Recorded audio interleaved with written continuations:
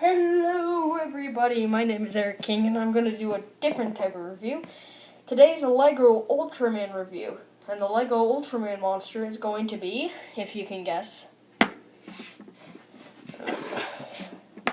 how should I, there, yeah, let's just do it like that. Gotta get it. There we go. For the final piece,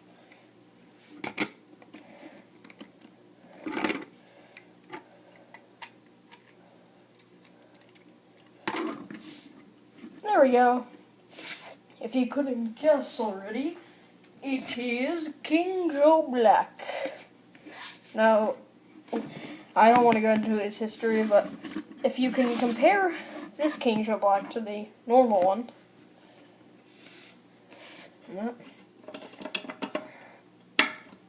there we go. This is actually better. If you can tell the difference and the normal, the similarities. Like, I made a LEGO King Joe Black because, you know, why not? Okay, I will put the light on, but I'll leave it in the background. You can tell he has an arm cannon I gave him, and he has a fist, and he does have the 3 pieces thing. And the reason why I made this guy is because I already have this one. I just want some variety and all that. So, yeah, you got your answer. Now, let's just get into detail. I went in that before. The detail isn't accurate, but it does look similar to the variation. Like, look at this figure. Like, look at this figure and say they don't look at least a little similar. Yeah, hard to tell. Anyway, that's the 2 King Joes Blacks together. That was basically detail. I just used all the gray and black pieces I could use here in the background. That's better. I did use green and purple and red colors. I only used those because I couldn't use anything else for these little arms, for the legs. And I used the purple because King Joe has these colors here. And I used these red pieces because I didn't have any in black and gray. So sue me if you want, if everything's not accurate. Anyway, I want to compare him between himself and a normal LEGO figure. Here's this guy. You can tell the size comparison has the normal LEGO figure, so you can kind of get you can kind of tell how big this guy is. I want to get a tripod or something. I want to get something to hold him up. Or I could just move this one down. There we go. But yeah, you can see the difference between the size of the giant and the LEGO figure.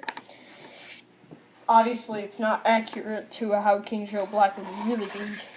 He would at least be this big. Probably even bigger. Most likely. Gonna switch him to a scared face. Oh. Let's compare him with another type of LEGO giant I have.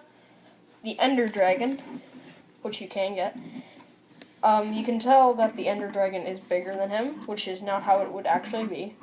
I think King Joe would at least be this big to the Ender Dragon, because the Ender Dragon's actually pretty small. Possibly even like this compared to the Ender Dragon, but I am so sorry. You can kind of get the thing though. The Ender Dragon isn't supposed to be bigger than King Joe Black, but this actually looks pretty cool. Gotta hold this down a little. Now don't fall on the camera. Let's compare him with the one Ultraman I don't use much. Ultraman Taro. This obviously isn't accurate. Taro should be a little smaller. I think he should be like this big compared to Taro. Actually, he should be that big compared to Taro, but I really don't care about this sizing issue, because this is pretty good. If you wanted more accurate, we could like get Ultra 7 here, but now he's too small. Sorry. Yeah, Ultraman 7's too small, and Taro's too big, but I don't care. Now let's compare him with Gamora, because Gamora found him in the show. I think this is kind of accurate, because Gamora's always kneeling. I think Gamora should be this big compared to King Joe, at least. But again, this doesn't bother me because it's okay. Like, this is how big Gamora should be to the normal King Joe. And obviously, he's not that big. Now let's just compare him to Godzilla. The sizing here, I don't know because I don't know how big King Joe is compared to Godzilla. But I would assume Godzilla would be like something around this big or something, because that's how big he is compared to Goldrass. But this actually looks pretty good.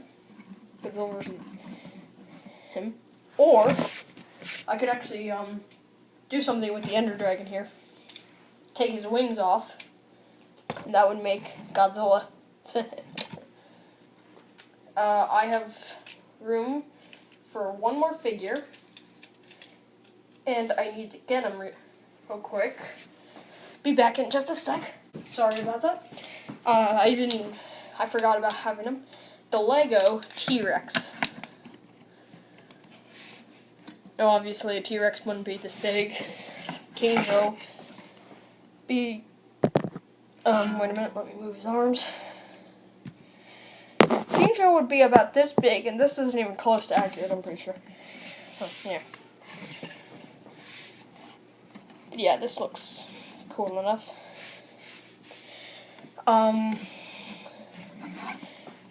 Again, I made the will I make any more Lego monsters? That question will be maybe. I don't count on it, but maybe he will. Maybe more figures will come.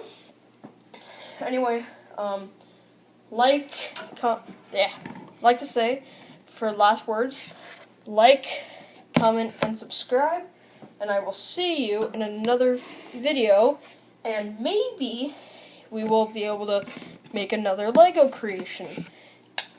Well, that's all I need to say for now. Eric out. Eric out. Also, I forgot, sorry, even though I said Eric out, I forgot how his articulation points. I'm so sorry. Anyway, he can go a lot in the arms. Like, you can twist him and you look like his arm's broken. And you can move his gun kind of like this. But that just looks weird. That's why I just added this little ball joint, so it looks like you're gonna die. Like, he has that kind of position. He does move in the arm, I think, a little more. Not as much, though. Like, he moves like this. And his arm, his little hand here, can actually move a little, but not that much. His head can go 360 degrees. So it's like, oh my god, where's the head? Oh!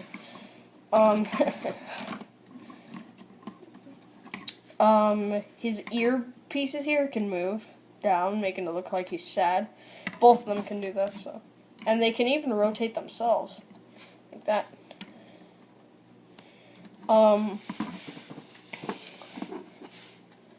His legs can move. Wait.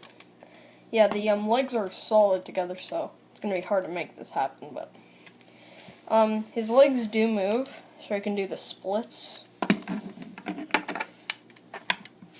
Like, oh, my split. I'm doing the splits. And his little ankles here can move forward and backwards. So, yeah, that's all of his articulation points. And sorry about that.